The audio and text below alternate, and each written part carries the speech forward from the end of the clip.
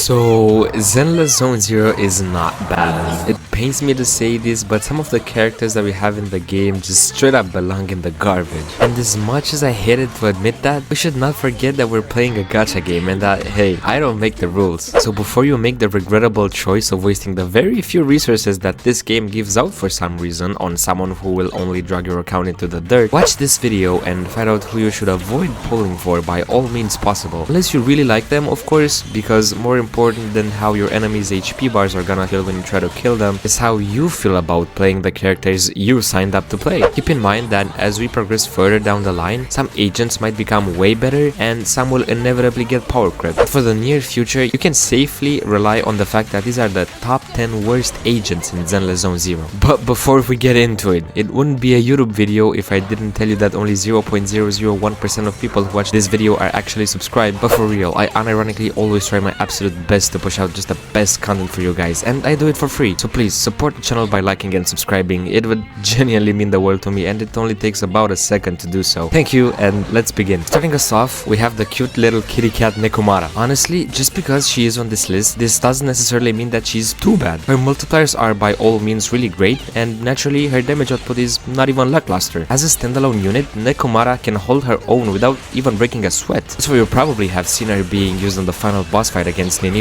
at least once. Not only that, but she does feel really smooth to play as well, especially with her charged basic attack having a smooth transition from her basic attack chain. Things go south quickly though when you realize that there isn't really any support specifically suited for her. Yes, she works great with agents like Nicole and Caesar, but so does literally everyone else in the game, making her feel like a great addition, but one that was made to bloom later, much like Kuki Shinobu from Genshin Impact. For example, right, Ellen has Sokaku and Jane has Seth. These are two of the best DPSs in the game, and notice that at least some of that merit is accredited because they have specific support characters. Until we have one for Nekomara, she's not gonna find herself amongst the strongest DPSs in the tier list. Up next, we have one of the more underappreciated agents in the game, Soldier 11. Once again, it pains me to have to call her one of the worst agents in the game because she can carry her own weight without much issue at all. It's just that she was kinda done dirty, basically just because she's a standard banner character. Her fire suppression, which if you didn't know are her fire infused basic attacks that trigger once you've activated an EX special attack or a chain attack, is not only a really cool mechanic to have in the game, it also gets its damage boosted by up to 70% at core passive level 7, which is not something to be underestimated at all. It's just that I really wish her main way of dealing damage, which are these empowered basic attacks, had just better multipliers, or simply that there was a way to make her attack faster or something, but we'll probably have that in the future. Besides this, her other gimmick is that she deals 33.5% more damage to stunned enemies. Normally, sure, that sounds great, but take a second to consider what stun units we have in the game. First of all, we literally don't have anyone in the game other than her from the Obul Squad faction, so that leaves us with pretty much just Koleda, which is just not that great of a stunner in general. I'm sorry guys, just like Nekomara, she's not the worst, but far from the best. At number 8 we have Lucy. Once again, I really have to mention that Lucy is not a bad character, quite the opposite. The buffs and off-field damage she provides are actually pretty insane. As long as you remember to press your EX special skill, not even with enough energy, at the start of the battle, your 3 little hugs who inherit your attack, impact, crit rate and crit damage are gonna absolutely smack everyone around. They automatically randomly use a baseball bat, boxing gloves, or a slingshot to attack periodically. They also unleash a sick little attack for their size, swelling their baseball bats and overall just being a bit of a menace. When using her EX special with enough energy, she will also grant everyone the cheer on state, boosting your team's attack by a maximum of 600 and 1200 for your little boars at core passive level 7. Now 600 is not a lot, but it is just so nice to have in combination with the off-field DPS that you provide, which is your primary source of usefulness. If you want to use her, then please do by all means. It's honestly just the fact that we have supports like Nicole and Seth, which set the standard for supports insanely high, that she's even on this list at all. Yes, she is usually replaced by supports like them, but that does not mean she is bad by any means. Keep in mind that there are also a bunch of teams in which she is actually best in slot, now more than ever since we have 2 new characters from the Sons of Caledon faction. For being one of the quote-unquote worst supports in the game, she absolutely deserves just a whole lot of credit. At number 7 on the list, we have Rina, which is gonna break a lot of your guys' hearts, but it is what it is. Hear me out on this one. Now, I love a maid that can float through the air and that uses her minions to attack enemies and buff teammates as much as the next guy, but there are just some issues in her design that I just can't overlook, and we should all pay attention to them. First off, it's really hard to keep track of your ghostly bank boos, Drusilla and Anastella, and whether they're on the field or not. At least one of them has to be on the field for her core passive to be active, and so you have to keep looking looking at your buffs to remember to send them back out on the field, which both reduces a fair amount of DPS uptime and also requires a lot of attention to be paid. But honestly, that's not the worst of it at all. If it was just that, I wouldn't have even put her on this tier list at all. The thing that from what I've seen, no one seems to comprehend is that Rina is an electrical damage support. Yes, her main pen bonus is somewhat usable on everyone, even though I don't know why you wouldn't use someone like Lucy instead, but she also boosts electric damage, and buffing a specific type of elemental damage is extremely rare for a support. The only other support that does that too that I can think of is Sokaku. So until characters like Yanagi and Miyabi come out, she will not have that many uses in which she will be best in slot. Later down the line, however, I guarantee you that she will be leagues better than she is now, and when we get there, I will drop an apology video for this ranking. Coming in at number 6, we have Piper Wheel. Now honestly, she is pretty much the last okay-ish character that we have in the list. She is the fine line that separates the really good but outclassed characters from the actual bad ones. So naturally, she falls somewhere in the middle. Honestly, I would classify her as the best 8-tier DPS in the game up to date. She is the budget Jane Doe that tries really hard to live up to the title and actually somewhat succeeds. If you don't have any two of the dedicated S-tier pure DPS agents in the game, I will absolutely recommend you to build her for your second team in Shiyu defense. Needless to say, she won't hold any significance on your account after you got your second S-tier DPS, but until then, she'll be a somewhat solid placeholder as a pure anomaly unit. She unfortunately can't be used with Seth, our dedicated anomaly support unit, as they can't activate each other's additional passives, so that leaves her with a lot less viable teammates. Lucy will almost always be one of them, and then Bernice or Caesar, or maybe even Grace as the last resort, but I honestly wouldn't really recommend that. Either way, all three agents are either limited or from the standard banner, so yeah, she kinda got done dirty, but she's not terrible, I guess. Coming in at number 5, we have NB, and from now on, these characters are actually just gonna suck, so you're better off just not building them at all unless you really like said character. Like, I absolutely love Ambi. Unfortunately though, she falls behind other stun units like Lycon, Chingy, or even Koleda. It's the harsh reality of a free A rank agent, unfortunately. Even though she is an absolute beast at the beginning of the game, she gets instantly outclassed by literally almost every other stun and support unit in the entire game. Almost. Yes, she does stun decently enough, but that's nowhere near close enough to what other support characters can do. She tries to be a weird hybrid between a stunner and a DPS. Like, you only have to look at her core passive and an additional passive to see that. One gives additional days for attacks, and the other rewards you for being on field and dodging attacks. I mean, what skills are you even supposed to upgrade at this point? Her cinemas, specifically her M6, also try to push her towards the DPS role even further by giving her bonus damage on her normal attacks. Not days, but damage. It's unfortunate that they tried to make a hybrid between damage and stun and just failed. Or maybe they did it on purpose to keep a free character in check. What do you guys think? Let me know what you think of that in the comments below. At number 4, we have none other than Billy Kid. Now, some gamers high on Copium claim that he is actually a decent damage dealer, especially at M6 with an S-tier engine, but guess what? So is literally everyone else in the entire game. I'm sorry to ruin your fun, but if you invest $5,000 into a single character, chances are they're gonna be at least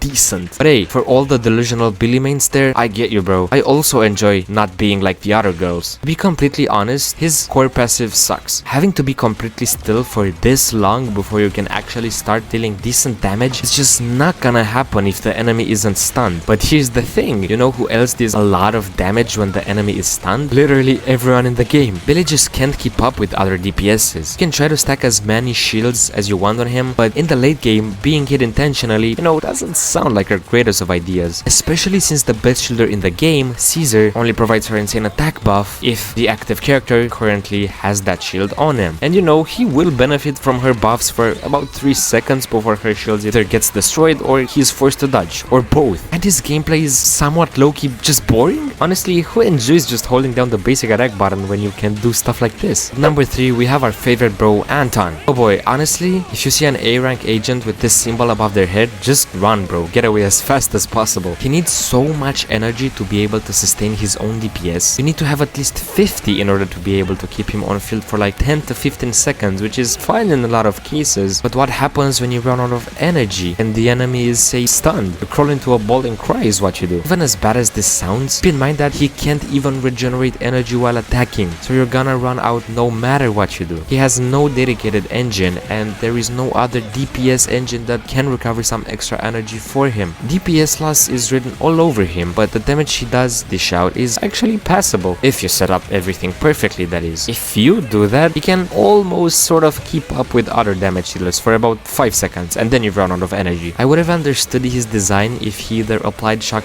way better or if he simply had better multipliers. Man, maybe if he just had a way to regenerate more energy, that would have worked as well. Until we have a support that fills your energy bar on command, which I'm sure we'll have in the future, he will forever be a no-go when deciding what DPS you should build. The second worst character in the game is, to no one's surprise, Corrin. When doing research for this video, I tried looking up Corrin to see what other people say about her, and I found a single Reddit thread and nothing else. I guess everyone just kinda agreed that she was given the short end of the stick when 1.0 dropped. There's not really much to say besides the fact that she's a pretty clunky and immobile DPS that requires you to sit still a lot, and although she doesn't require much in terms of energy and damage ramp up time, other than Caesar, she literally does not have any good teammate that she can be paired with. I mean, even Billy has Nicole, and even Anton has Grace and Rina. Literally the only good team I could come up with for her was Corrin, Caesar and Rina. You can go ahead and try your luck with her, but I promise you, you're gonna be disappointed. Now, moving on to the worst agent in the entire game, to absolutely no one's surprise, it is none other than Ben Bigger. In all honesty, I think at first they wanted to make Ben a turtle and then gave him the appropriate movement speed, but then turned him into a bear and forgot to change his movement speed back. Besides how incredibly annoyingly slow he moves, Simon gives nothing besides a shield. 16% crit rate is negligible and borderline irrelevant. There is no situation where you're gonna put him in your team because of that. And the damage bonus that he gets based on his defense is like, why is it there, bro? Is he meant to be a sub DPS shielder? First of all, a kind reminder that you can always press the dodge button and that around 30k damage when fully built every time he has 50 energy is beyond bad. He doesn't excel at any given role, does not have any good teams, and he smells like fish. His kit truly got gutted from all angles possible, and it's unfortunate. I would have been quite a fan of a character that moves extremely slow but makes up for it with his damage and or buffs. Unfortunately, that's not the reality we live in, and Ben is by a long shot the worst agent in the entire game. Thanks a bunch for sticking till the end. A kind reminder that I do my best to entertain you guys for absolutely free, and that you can support this broke first year college student by clicking the subscribe and the like button. So let me know what you thought of the list down in the comments below. I'd love to catch you guys down there until my next upload. I try my best to reply to everyone, and I always like having a discussion with you guys. But anyway, thank you once again so much for watching. Love you, gamer, and I'll see you in the next one.